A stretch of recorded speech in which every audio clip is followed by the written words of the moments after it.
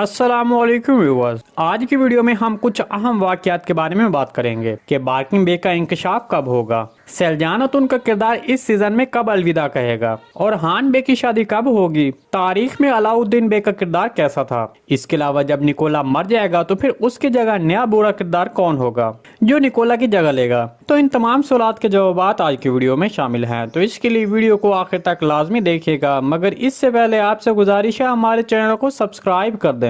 चले हम आपको इन तमाम सवालात के मुख्तसर और जामे अंदाज में जवाब देते हैं। सीरीज के गुज़िश्ता किस्म में किया गया टाइम जंप एक छोटा टाइम जंप था, मतलब अभी एक और टाइम जंप भी हो सकता है। उस पर मैं आपको बताता चलूं कि अगले सीजन के शुरू में हान बे और अलाउद्दीन बे 17 से 18 साल के होंगे और उसके साथ होलोफिरा भी एक बड़ी उम्र के किरदार में होगी और फिर होलोफिरा मुसलमान होगी, जिसके बाद उसका नाम नीलोफर रखा जाएगा, जिसके बाद उसकी शादी और हान बे के साथ होगी। उस वक्त सैलजाना तो सीरीज में नहीं होंगी क्योंकि इस सीजन के इख्तिताम से पहले ही सैलजाना तुन सीरीज छोड़ देंगी। अगर आपने गौर किया हो तो सैलजाना तुन को अब सीरीज में बहुत बीमार दिखाया जा रहा है और जब वो खांसती हैं तो उसके मुंह से खून निकलता है। तो इस तरह सीरीज की प्रोडक्शन टीम शायकीन को सैलजाना तुन की मौत के लिए तैयार कर रही है। दूसरी तरफ बार्किंग बे का मकसद उस्मान बे के बजाय खुद को मजबूत बनाना और अपनी एक अलग रियासत कायम करना है।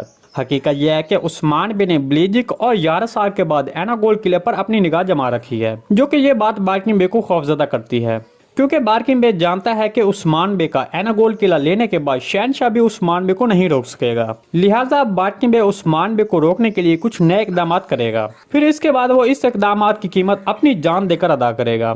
दूसरी तरफ वो लोग जो अलाउद्दीन बे के बारे में ताज्जुब रखते हैं और ये जानना चाहते हैं कि ये किरदार सीरीज में कैसा रहेगा, तो इसके बारे में आपको बता चलें कि छोटी उम्र से ही अलाउद्दीन बे ने अपने नाना के तरीके पर चलने का फैसला किया और उसने अपने बड़े भाई उरहान बे के तख्त पर नजर नहीं डाली।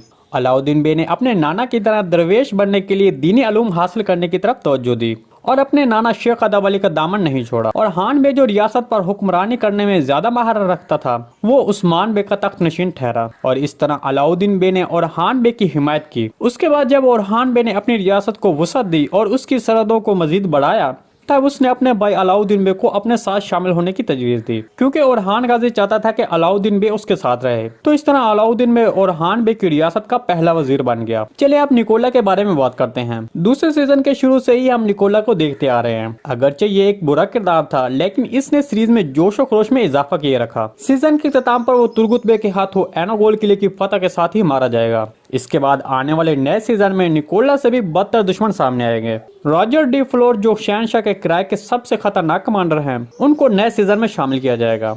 जी दोस्तों, अगर आपको सीरीज के हवाले से कोई भी सवाल पूछना है तो कमेंट सेक्शन में पूछ सकते हैं। हम आने वाली वीडियो में आपके उस सवाल को शामिल करेंगे। आज की वीडियो बस यहीं तक थी, उम्मीद है आपको पसंद आई होगी। अगर हमारी वीडियो आप तक बर वक्त नहीं पहुंच रही तो हमारे चैनल को सब्सक्राइब कर लें ताकि हर आने वाली नई अपडेट आप तक बर वक्त पहुंचती रहे।